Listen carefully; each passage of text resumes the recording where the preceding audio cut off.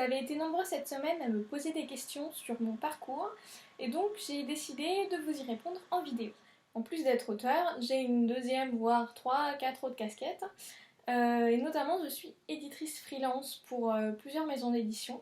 Comment ça se passe? Alors je suis éditrice en externe, c'est-à-dire que je travaille depuis chez moi, dans le fauteuil que vous voyez là, pour des maisons d'édition pour qui je fais le travail d'éditrice. Donc je travaille sur le texte, souvent avec des traducteurs ou les auteurs, pour l'améliorer ou le corriger. Et donc je travaille notamment pour Brajlon, Milady et Castlemore, et puis pour quelques autres maisons d'édition. Et je suis aussi directrice de collection aux éditions Scrinéo. Donc là c'est un peu différent, c'est-à-dire que c'est moi qui choisis le manuscrit.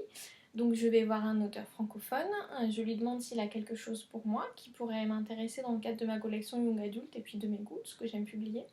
Je le lis, si ça me plaît, j'en parle avec le directeur éditorial Jean-Paul Arif et on décide ensemble si on va le publier ou pas. C'est moi aussi qui m'occupe dans ces cas-là des corrections éditoriales de fond, c'est-à-dire sur l'histoire ou les personnages, etc. En revanche, ce n'est pas moi qui traite de la forme.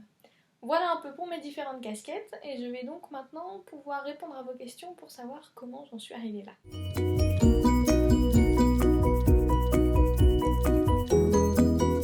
J'ai commencé après un bac scientifique, personne n'est parfait, par faire une prépa littéraire, c'est-à-dire Hippocagne et Cagne. Pourquoi? Parce que je voulais tout simplement acquérir de la culture générale et que vraiment c'était le parcours qu'on m'avait conseillé pour ça. Donc j'ai pas fait la prépa dans le but de passer les concours derrière, mais vraiment pour le bagage littéraire que ça pouvait m'apporter. L'année suivante, j'ai fait ma L3 de lettres modernes pour terminer ma licence. Et en parallèle, j'ai fait des stages gratuits, donc du bénévolat, dans plusieurs maisons d'édition, notamment chez Mosquito, qui est un petit éditeur de bande dessinée de la région grenobloise, et puis au CRDP de Grenoble, où là c'est un éditeur scolaire. Ce bagage m'a permis ensuite d'entrer dans le master édition spécialisé de Saint-Cloud, que j'ai fait donc pendant 2 ans, et au cours desquels j'ai fait des stages, notamment un aux éditions Grund et un autre aux éditions Brajlon, qui ont été très importants à la suite pour mon parcours professionnel. Et en sortie d'école, j'ai cherché du travail, mais j'avais déjà mon statut d'auto-entrepreneur pour pouvoir travailler un petit peu en parallèle de mes études, ce que j'avais déjà fait. Et en fait, il s'est avéré qu'au fur et à mesure de mes recherches, j'ai trouvé assez de missions en externe pour pouvoir en vivre, et que du coup, j'ai arrêté de chercher du travail parce que ça me convenait. Et donc, est-ce que j'ai toujours voulu faire ça? Oui, plus ou moins. J'ai eu des doutes à la période du lycée, notamment après mon stage de 3e que j'avais fait chez Glénat et qui m'avait pas vraiment convaincue parce que j'étais dans une partie très spécifique de la bande dessinée et que ça correspondait pas à ce que j'avais imaginé. Mais globalement, j'ai fini par revenir toujours vers les livres tout simplement parce que je me voyais pas faire autre chose. Qui m'a donné l'amour de la lecture? Je l'ai toujours plus ou moins eu. Il y avait des livres partout à la maison. Mon frère lisait, ma soeur lisait, mes parents aussi. Ce sont tous des scientifiques, mais qui lisent. Et donc, je pense que c'est ça vraiment qui m'a donné l'amour de la littérature. Il y a quand même une personne qui m'a fait tomber dans l'imaginaire, c'est mon frère, parce qu'il lisait Les Royaumes oubliés et les Robin Hood, les Feist. Et à l'époque, on se cotisait pour acheter un tome chacun pour pouvoir avoir plus vite la suite des événements. Et puis, du coup, ma mère aussi nous ramenait beaucoup de livres de la bibliothèque de son travail. Sur la question des auteurs préférés, j'ai envie de mettre un joker parce que ça change à peu près tout le temps. J'ai vraiment des goûts qui varient selon mon humeur, selon les époques, ce que je fais à ce moment-là. Il y a quand même mon chouchou qui est Francis Berthelot. C'est l'auteur notamment de La Lune Noire d'Orion que je suis en train de lire en ce moment, son tout premier roman. Rivage des Intouchables, mon coup de cœur absolu. Ça, c'est son 2e roman. Et puis le cycle du Démiurge qui tient en 9 tomes, dont le dernier est sorti aux Imaginales l'an dernier, c'est Dystopia. Si j'arrive, ce sera affiché ici. Et vraiment, Francis Berthelot, pour moi, c'est vraiment un idéal d'écriture parce que c'est à la fois réfléchi, ça fait réfléchir, c'est très poétique, mais ça se lit très très bien. Bref, c'est parfait, lisez-le. Les formations spécialisées en édition, ça n'apprend pas vraiment le métier d'éditeur. Ça donne des pistes en fait pour pouvoir se débrouiller après en stage et apprendre sur le tas.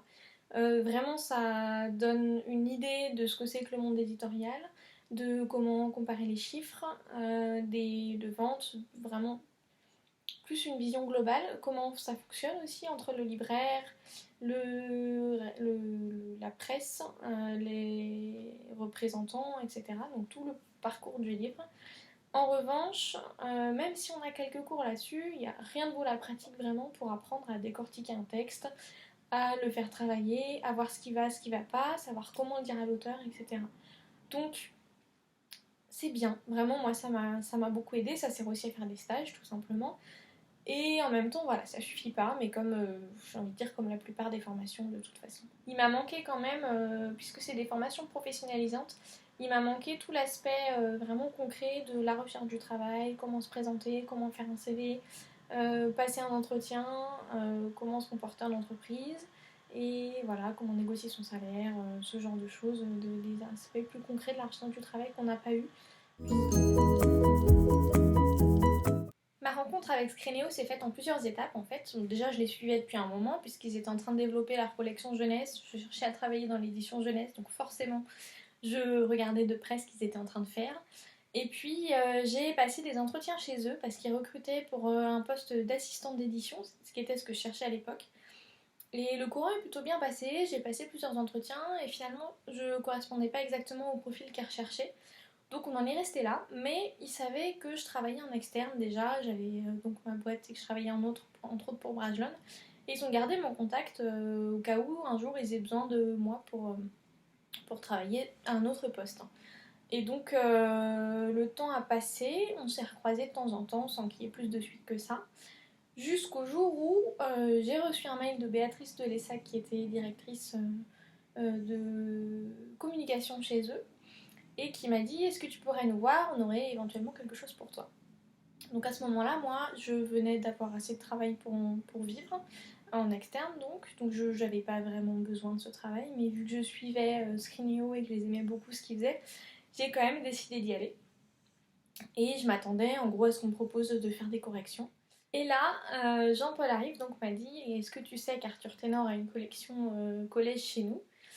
Évidemment, je le savais puisque je suivais tout de très près à ce moment-là. Et donc, il m'a dit est-ce que ça te dirait de faire la même chose pour nous, pour le young adulte. Ah comment dire, j'ai failli tomber de ma chaise, je m'attendais pas du tout à ça.